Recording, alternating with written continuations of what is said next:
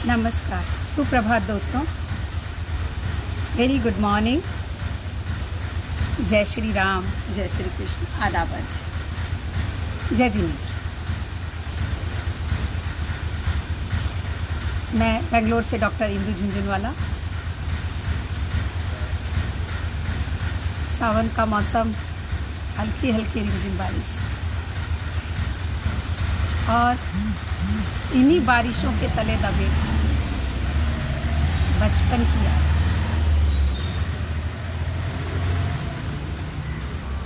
जीवन के उन पलों की यादें जो आज बड़े मधुर लगते हैं। लोग कहते हैं कि हम भूल जाते हैं बीती बातें, किंतु बीती बातों का हमारे जीवन पर कितना गहरा असर पड़ता है। हर व्यक्ति के जीवन पर बड़ा गहरा असर पड़ता है।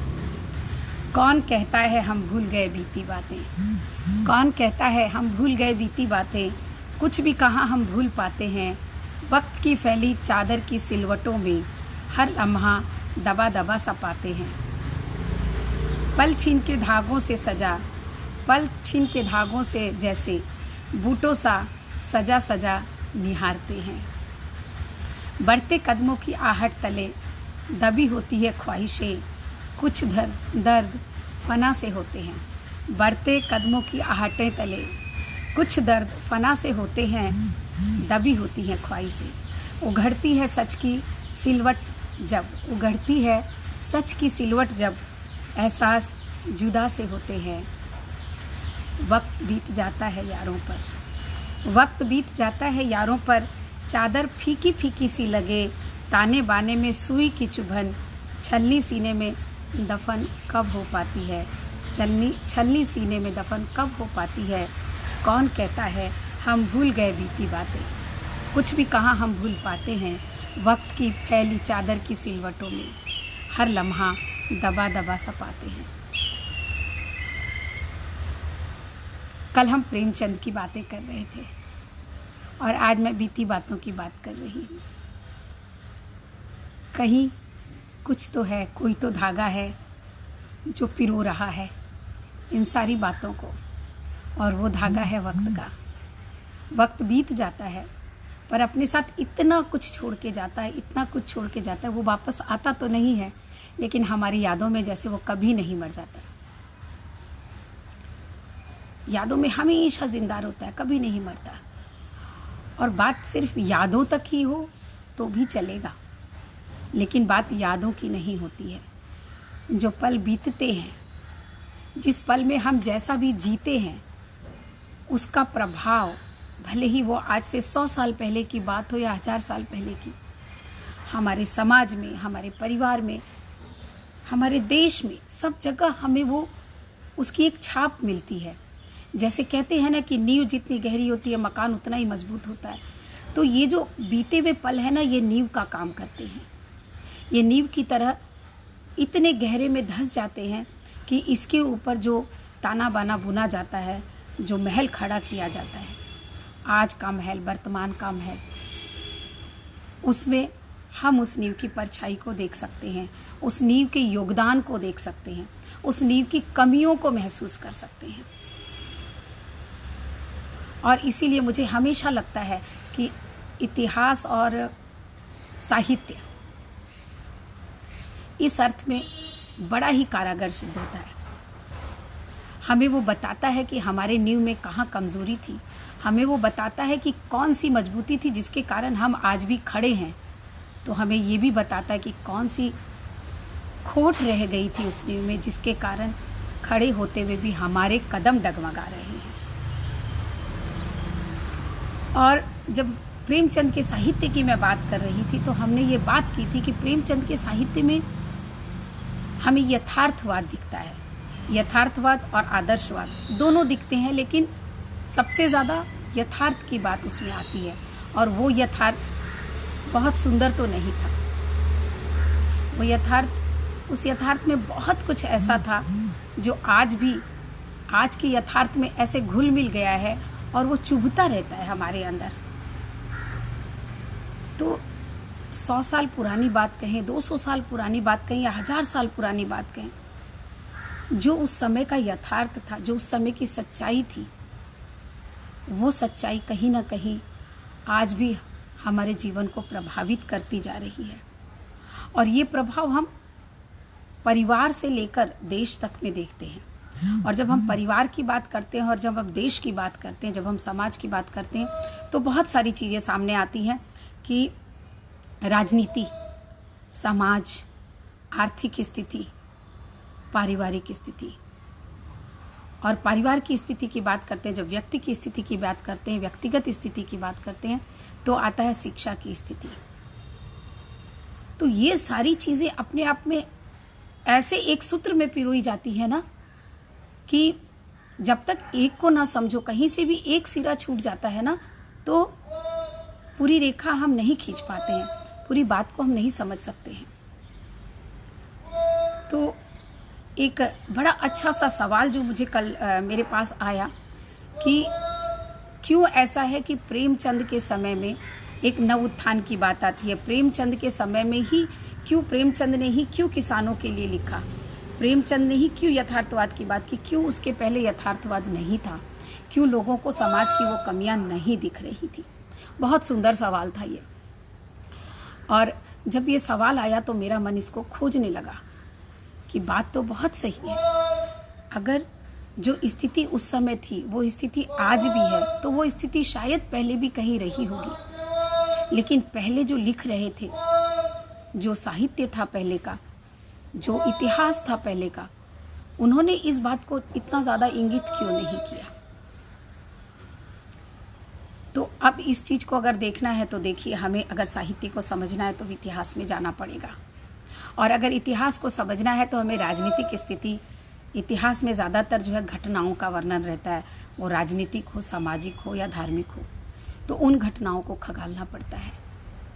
और जब हम उन घटनाओं को खंगालते हैं ना, तब एक सच सामने निकल के आता है, सच कहें या तथ्य जो है हमारे सामने प्रकट होता है। तो अगर प्रेमचंद जी के पहले का युग देखते हैं तो जैसे मैंने कहा कि हिंदी साहित्य को हम लोगों ने 4 भागों में एक सुविधा की दृष्टि से बांटा था। तो राजनीतिक दृष्टि से देखते हैं तो आदिकाल की बात जब हम करते हैं, आज से 1000 साल पहले की, तो उस समय लड़ाई झगड़े, युद्ध बहुत था, बाहरी आक्रमण, विदेशी आक्रमण बहुत थे। लेकिन विदेशी आक्रमण सिर्फ उसी समय नहीं थे, उस समय से करीब ईसा की आप अगर देखें तो 7वीं 8वीं शताब्दी से लेकर के और 19वीं शताब्दी तक, जब तक हम आज़ाद नहीं हुए थे, तब तक हम विदेशी आक्रांताओं को तो भोग रहे थे।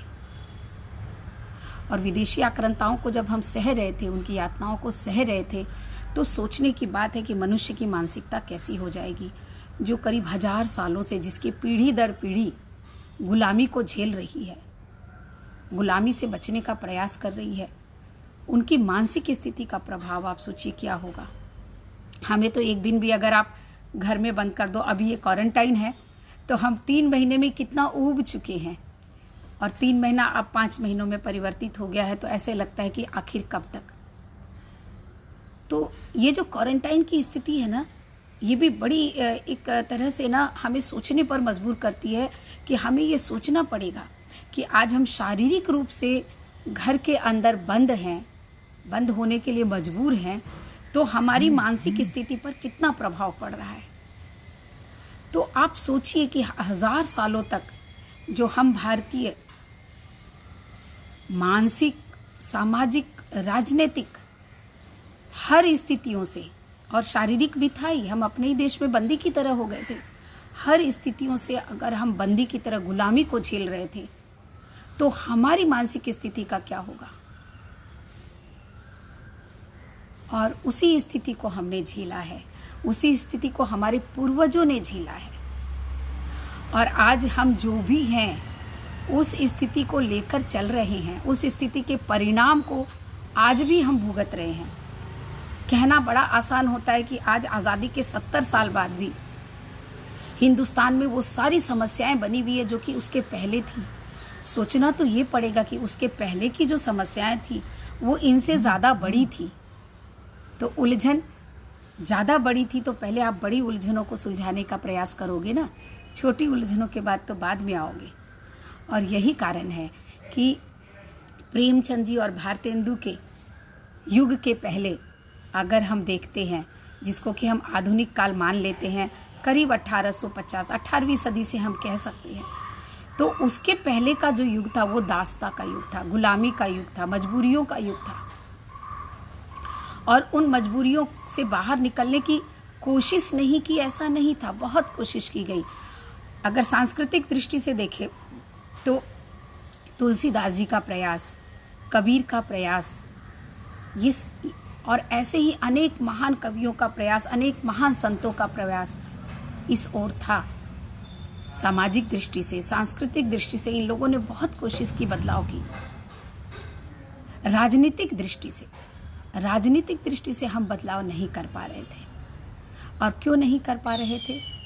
क्योंकि राजनीति हमारे हाथ में नहीं थी। सामाजिक और सांस्कृतिक दृष्टियों से जो एक एक संत कवि निकल आते थे और उनकी बातों का बहुत ज़्यादा खतरा इन विदेशी आक्रांताओं को नहीं लगता था, इसलिए वो कर पाते थे। राजनीतिक दृष्टि से अगर किसी ने थोड़ी सी भी कोशिश की, किसी ने थोड़ा सा भी विद्रोह उठाया, तो उसे खत्म कर दिया जाता था वहीं का वहीं। और इसका सबसे सुंदर उदाहरण बनता है 1857 में, जो पहली विद्रोह की, आज़ादी के खिलाफ, अंग्रेजों के खिलाफ जो पहली विद्रोह की लड़ाई जो शुरू हुई थी। भले ही हम उसमें निष्फल हुए थे, लेकिन कहीं ना कहीं सफल भी हुए थे। जो अंग्रेजी शासन था उसमें कुछ चीज़ों में बदलाव लाया गया। उसमें महारानी विक्टोरिया आई और एक शासन को ख़त्म करके एक दूसरा नया शासन शुरू किया गया। कहीं ना कहीं एक डर उनके बीच भी उत्पन्न तो हुआ था, जिस डर को हम इतने सालों से भोग रहे थे। तो सिर्फ साहित्य को समझने के लिए नहीं, सिर्फ इतिहास को समझने के लिए नहीं, हमें खुद को समझने के लिए, हमारी आज की स्थिति को समझने के लिए हमें इन सारी स्थितियों को समझना पड़ेगा। हम किन किन पायदानों से बढ़कर के आज यहाँ तक पहुँचे हैं, अगर हम इसको सोचेंगे ना तो हम गर्व कर सकते हैं। कभी कभी कोई ना कोई बच्चे ये सवाल कर उठते हैं कि आप लोग भारत भारत भारत लगाते हो, क्या है भारत? क्या है भारत के पास आज? क्या है भारतीय संस्कृति में आज? तो उनकी बातों से ना मन में एक आक्रोश उत्पन्न होता है, कभी कभी विद्रोह उत्पन्न होता है। लेकिन अगर स्थिर दृष्टि से सोचा जाए, तटस्थ होकर सोचा जाए, तो उन बच्चों को जिस इतिहास का पता नहीं है, उन बच्चों को जिस रूप में इतिहास का पता है,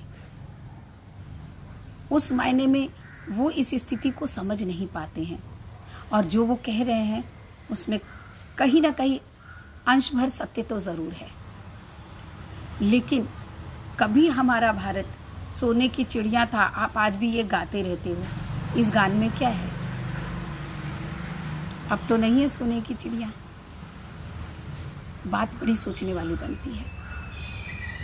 तो जब हम आधुनिक इतिहास की बात करते हैं, आधुनिक समाज की बात करते हैं, प्रेमचंद और भारतेंदु कहें तो ये आधुनिक इतिहास है, इसलिए मैंने इतिहास कहा। जब हम आधुनिक इतिहास की भी बात करते हैं तो हमें पुरातन को खंगालना पड़ेगा। जब हम प्रेमचंद की बात करते हैं तो हमें भारतेंदु युग के स्वर को देखना पड़ेगा, भारतेंदु युग के 200 साल पहले जाना पड़ेगा, न जाए हम 1000 साल पहले। क्योंकि जब पीढ़ियां बदलती है ना, 200 साल में तो हम देख सकते हैं कि 3-4 पीढ़ियों का बदलाव आ जाता है, 3-4 पीढ़ियों का समन्वय हो जाता है 200 सालों में। तो पहले हम अगर राजनीतिक दृष्टि को ही देख ले, बहुत अच्छे से मैंने इसको सोचा, तो मैंने देखा कि अगर हम थोड़ा पीछे जाते हैं, जब मुगल भारत में आए तो बड़ा फर्क था। मुगल और अंग्रेजों के आने में ना एक बड़ा ज़बरदस्त फर्क जो मुझे दिखा, वो फर्क ये था कि जब मुगल भारत में आए ना, तो वो भारत के होने का उन्होंने प्रयास किया, वो यहाँ की मिट्टी में रचने बसने की उन्होंने कोशिश की। और इस कोशिश का परिणाम था उर्दू भाषा। उर्दू भाषा की उत्पत्ति हुई कैसे? उर्दू भाषा कितनी पुरानी है? अगर हम इसके अंतर में जाएंगे तो बड़ा ही आश्चर्यजनक तथ्य हमारे सामने आता है कि उर्दू भाषा बहुत पुरानी नहीं है। जब पहली बार मुगल आए और उन्होंने दिल्ली के बाहर पानीपत के मैदान के पास जब अपनी छावनी डाली, तो उस छावनी के पास जब वहाँ के जो सैनिक थे उनकी जो भाषा थी वो प्योर जो मुग़ल की जो भाषा थी ना, अरबी और फ़ारसी वाली एकदम कट्टर जो भाषा थी वो भाषा थी उनकी। तो लेकिन जब उस भाषा पर जब उन्होंने बातें करने की कोशिश की, आप अगर कहीं जाते हो तो वहाँ की भाषा सबसे बड़ा माध्यम होता है उन लोगों से संपर्क करने का। जब वो भारत में आए और हमारी भारत की जो भाषा थी, जिस भाषा की मैं बात करती हूँ, जो कि संस्कृत से निकलते हुए उद्गल और अपभ्रंश की यात्रा करते हुए हिंदी की एक भाषा बनती चली जा रही थी, उस भाषा से जब मुगलों की भाषा टकराई तो उन्हें बड़ी दिक्कत हुई। और तब उन सैनिकों ने दिल्ली के आसपास के रहने वाले लोगों की भाषा को सीखने का प्रयास किया और उस भाषा में अपने उर्दू और फारसी के शब्दों को मिलाया। जैसे आज हम अंग्रेज़ी बोलते हैं या जैसे आज हम कन्नड़ बोलते हैं। अब जब मैं यहाँ कर्नाटका में देखती हूँ तो बहुत सारे शब्द हैं अंग्रेज़ी के जो उस कन्नड़ भाषा में इतने रच बस गए हैं कि जब हम कन्नड़ की एक लाइन बोलते हैं, बहुत सारी बातें संस्कृत के शब्द भी देखो ऐसे रच बस गए। जैसे हम जब कन्नड़ में बोलते हैं नीर कोड़ी, नीर कोड़ी, कोड़ी मतलब देना, नीर मतलब जल, नीर जो है संस्कृत की भाषा है। तो संस्कृत से नीर शब्दों को इन्होंने लिया, वैसे ही बहुत सारे अंग्रेजी शब्दों को भी इन्होंने लिया है। तो अगर मैं उनके उदाहरण खोजूंगी तो ज़रूर मैं आपको बहुत सारे शब्दों के बताऊंगी जो कि मुझे अभी ध्यान नहीं आ रहे हैं। जैसे हॉस्पिटल शब्द है, हॉस्पिटल शब्द को इन लोग यहाँ के लोग इस्तेमाल करते हैं और डॉक्टर शब्द को यहाँ के लोग इस्तेमाल करते हैं। कोड़ी का मतलब होता है देना, सॉरी मैं बताना भूल गई। नीर कोड़ी मतलब मुझे पानी दो, नीर बे को मतलब मुझे पानी चाहिए, बे को यानी चाहिए। तो यहाँ पर नीर शब्द को ये लोगों ने इस तरह से इस्तेमाल किया है। जैसे मैंने पहले भी बताया था कि आलू गड्ढे, आलू मतलब पोटैटो, जो हम आलू हिंदी में बोलते हैं, और गड्ढे शब्द लगा देते हैं तो वो आलू के लिए प्रयुक्त हो जाता है। तो इस तरह से जो ये भाषाओं का सम्मिश्रण था ना, वो किया उन मुगल सैनिकों ने। उन्होंने अपने अरबी और फारसी के शब्दों को हिंदी के शब्दों के साथ, हिंदी की पंक्तियों के साथ जोड़ दिया और तब एक नई भाषा उत्पन्न हुई, वो बनी उर्दू भाषा।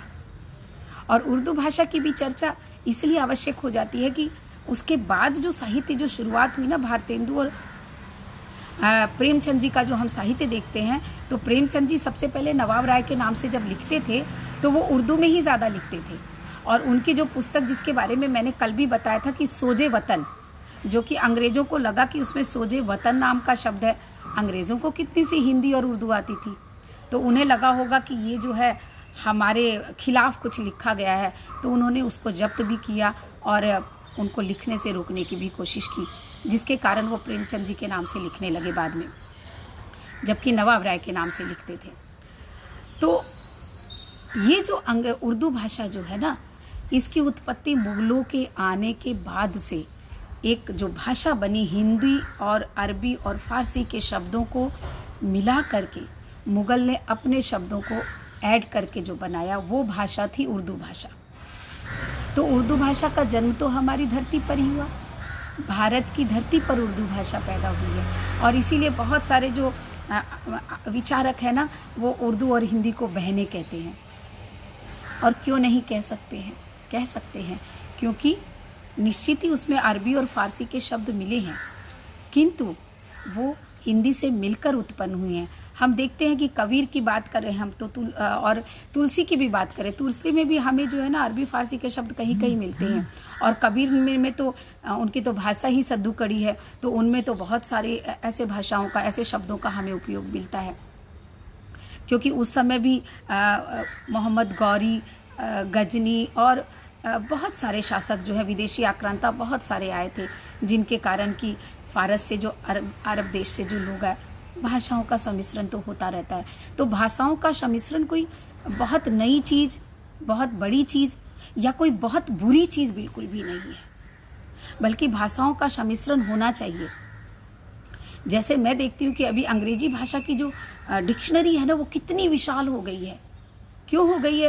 क्योंकि उन्होंने उर्दू फारसी के शब्दों को भी अपना लिया, हिंदी के शब्दों को भी अपना लिया। वहाँ पर बाजार शब्द, जैसे मैं कहती हूँ, पेटेंट हो गया है उस डिक्शनरी में मार्केट के लिए। तो उन्होंने अपनाए हैं बहुत सारे शब्द। और जब हम नई चीज़ों को जब तक हम अपनाएंगे नहीं, तब तक विकास होगा कैसे? तब तक हम प्रगति कैसे करेंगे? तब तक हम बढ़ेंगे कैसे? आज एक वृक्ष को देखते हैं तो उसमें रोज़ नई नई शाखाएं फूटती हैं, फिर रोज़ नए नए फल लगते हैं। वो तभी लगते हैं जब वो जड़ रोज़ रोज़ पानी और खाद को लेता है। एक बार उसमें खाद और पानी आप वृक्षों में डाल दो तो ज़िंदगी भर थोड़ी चलता रहता है। आपको रोज़ उसमें डालना पड़ता है नया खाद, नई पानी। रोज़ उसको सूर्य की नई किरणें चाहिए। तो इसी तरह से कोई भी संस्कृति हो, कोई भी भाषा हो, कोई भी समाज हो, उसमें नयापन बहुत ज़रूरी है आगे बढ़ने के लिए। और यही कारण है कि हम देखते हैं कि हिंदी, उर्दू जो है एक नई भाषा के रूप में निकल कर आती है और पूरे भारतीय समाज में व्याप्त हो जाती है। और ये बिल्कुल भी मानना पड़ेगा कि जो उर्दू भाषा जो बनी, जिसमें हम अरबी और फारसी के शब्दों को जो हमने लिया, वो बड़ी मधुर भाषा थी। एक भाषा में जो मधुरता आती है ना, हालांकि सारी भाषाएं बड़ी मधुर होती है, मुझे तो कन्नड़ भाषा भी इतनी मधुर लगती है, तमिल भाषा इतनी मधुर लगती है। कुछ दिनों पहले ही किसी से बात हो रही थी भाषाओं के बारे में, तो उन्होंने बड़ी एक अच्छी सी बात कही कन्नड़ भाषा के बारे में कि जब कोई कन्नड़ बोलता है ना, तो मुझे ऐसे लगता है कि जैसे कहीं ना जल तरंग सी बज रही है, घुंघरू से बज रहे हैं। हालांकि मुझे बात समझ में नहीं आती है। तो भाषाएं तो वाकई में बहुत मधुर होती हैं, हमें समझ आए या ना आए, लेकिन उसमें एक लय, एक ताल होता है, एक संगीत होता है, एक नाद होता है, और वो नाद उसमें मधुरता उत्पन्न करता है। तो जब जब अरबी और फारसी, मुगलों की जो भाषा हिंदी के साथ मिली और उर्दू भाषा का प्रादुर्भाव हो गया, तो जब उर्दू भाषा का प्रादुर्भाव हुआ तो फिर उर्दू का साहित्य भी बनने लगा। और फिर उसमें आ गए, जैसे हिंदी की कविताएं थी तो उसमें गज़ल आ गए, गीत थे, शेर आ गए, मुक्तक थे। तो इस तरह के दोहे थे तो वहाँ मुक्तक थे, दोहे थे तो वहाँ पर शेर कहा जाने लगा, और शायरी होने लग गई। तो इस तरह से साहित्य जो है किस तरह से समृद्ध होता है दो संस्कृतियों के मिलन से, ये मुझे समझ में आई। मुझे ये बात समझ में आई कि जब भी संस्कृतियों का मिलन होता है तो उसका प्रभाव साहित्य पर पड़ता है, उसका प्रभाव हमारी संस्कृति पर पड़ता है, और उसका प्रभाव देश पर, और बहुत सीधे शब्दों में कहूँ तो उसका प्रभाव व्यक्ति पर पड़ता है। जब व्यक्ति पर पड़ता है तो व्यक्ति बन करके ही तो पूरा समाज और देश बन जाता है। और प्रेमचंद के समय में अगर जो किसानों की समस्याएं थी, जो और दूसरी समस्याएं थी, उन सारी समस्याओं की अगर हम बात करते हैं कि उस समय क्यों की गई, तो भारतेंदु के समय में, भारतेंदु का जन्म करीब 1800 के मध्य में हुआ था। तो भारतेंदु के समय में जो अब गुलामी से जो हम छटपटाने लगे थे, जो हम परेशान होने लगे थे अंग्रेज़ों के समय में, तो मैं बता रही थी कि मुग़लों का शासन और अंग्रेज़ों के शासन में बड़ा फ़र्क था। मुग़ल यहीं के होने की कोशिश किए, यहीं में घुलने मिलने की कोशिश की, लेकिन अंग्रेज़ घुलने मिलने की कोशिश अंग्रेज़ों ने बिल्कुल नहीं की। उन्होंने अपनी संस्कृति, अपने साहित्य, अपने आप को अलग रखा। अंग्रेज़ बन के वो यहाँ रहे। हिंदुस्तानी थे और अंग्रेज़ थे। हिंदुस्तानियों को अंग्रेज़ी बनाने की उन्होंने कोशिश अवश्य की, लेकिन वो हिंदुस्तानी बनने की कोशिश उन्होंने नहीं की। और मुझे लगता है कि शायद जो इतनी अकुलाहट थी ना, इतनी छटपटाहट जो पैदा हुई 1800 में अंग्रेज़ी शासन से आज़ाद होने की, उसके पीछे ये एक बड़ा कारण हो सकता है, ऐसा मैं सोचती हूँ। क्योंकि जब आप किसी के साथ मिलने की कोशिश नहीं करते हो, तब वहाँ पर प्रक्रिया शुरू होती है, एक छटपटाहट शुरू होती है और हम अलग होने का प्रयास करते हैं। और उस अलग होने के प्रयास में हमने देखा कि 1857 में जो युद्ध लड़ा गया, जो कोशिश की गई अंग्रेज़ों को भगाने की, और उसके बाद तो वो एक स्वर जो निकला था, भले ही असफल हुए, लेकिन उस स्वर ने एक बीज बोया था, आज़ादी का एक बीज बोया था, आज़ादी की भावना का एक बीज बो दिया था। और उस बीज का जो हम प्रतिफलन देखते हैं अंत में 1947 में, कि हम आज़ाद हो चुके होते हैं। तो ये सारी बातें मेरी इस क्रम को आगे बढ़ाने की कोशिश की है कि आधुनिक काल का जो साहित्य है उसमें जो चीज़ें हम देखते हैं वो चीज़ें क्यों देखते हैं। जब कहा जाता है कि साहित्य समाज का दर्पण होता है तो बहुत ज़रूरी होता है कि पहले हम समाज को समझें, और इस समाज को समझने के लिए आधुनिक युग में इतना कुछ लिखा गया, इतना कुछ कहा गया, इतनी विविधता थी। आखिर ये विविधता क्यों आई, इसको समझने की मैं कोशिश करती हूँ। तब मुझे ये सारी बातें समझ में आने लग जाती हैं, इन सारी चीज़ों को खंगालने लगती हूँ। तो इस बात को अगर आगे बढ़ाती हूँ तो बहुत परिवर्तन आया है। अब समय हो गया है तो एक मेरी कविता जो कि परिवर्तन आज हमारे मनों में भी आया है। हम इतने पीछे साल के परिवर्तन की बात करते हैं ना, लेकिन मैं परिवर्तन जब देखती हूँ अपने बचपन से और आज में तो भी बड़ा परिवर्तन लगता है। और इस पर मेरी एक कविता जो मैं आपसे शेयर करना चाहती हूँ। समय की रफ्तार। समय की रफ्तार अब समझ नहीं आती, कब दिन ढल जाता है कब शाम हो जाती है। समय की रफ्तार अब समझ नहीं आती, कब दिन ढल जाता है कब शाम हो जाती है। एक वो दिन थे जब दिन बड़े लंबे हुआ करते थे। एक वो दिन थे जब दिन बड़े लंबे हुआ करते थे, पर हर काम का वक्त मिल ही जाया करता था। शौक पूरे हों ये मौका भी आ ही जाया करता था। वो पैदल दूर तलक चलना, छोटी चीज़ों के लिए यूँ भटकना। पहले ना छोटी छोटी चीज़ें अगर हमें चाहिए होती थी तो कोई शॉपिंग मॉल नहीं था कि एक ही जगह सारी चीज़ें मिल जाए, बड़ी अलग अलग जगहों पर अलग अलग चीज़ें मिलती थी। तो छोटी चीज़ों के लिए यूँ दूर तलक भटकना, दोस्तों के साथ मस्ती भरा वो सफ़र, रोज़ नई फरमाइशें सबकी पूरी करना, रोज़ नई फरमाइशें सबकी पूरी करना। फ़ोन पे घंटों बातों में उलझे रहना।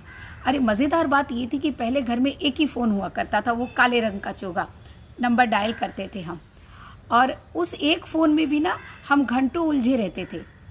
कोई ये सवाल नहीं करता था कि अरे तुमने इतनी देर तक फ़ोन को व्यस्त रख दिया, क्योंकि इतना ज़्यादा फ़ोन से लोगों की बातचीत इतनी ज़्यादा फ़ोन से नहीं थी। लोग एक दूसरे के घर जाना, एक दूसरे से मिलना ज़्यादा पसंद करते थे। तो हम जो बच्चे थे ना, हमारे लिए दूसरे घरों में जाना अलाउ नहीं था। आजकल बच्चे सारे दिन जितना फिरते हैं, हमें स्कूल से घर, कॉलेज से घर, बस वही हमारी ज़िंदगी थी। अगर आपको दोस्तों से कोई काम है तो आप फ़ोन से बात कर लो। तो मुझे ऐसे बचपन में याद आता कि फ़ोन तो हमारे लिए ज़्यादा थे, क्योंकि बड़े लोग तो काम से ही फ़ोन किया करते थे, बाकी तो वो मिल लिया करते थे। तो फ़ोन पे घंटों बातों में उलझे रहना, रोज़ एक नई दुनिया के सपने बुनना, बच्चों के साथ फिर से बच्चा बनकर खुश होने की रोज़ नई एक वजह चुनना।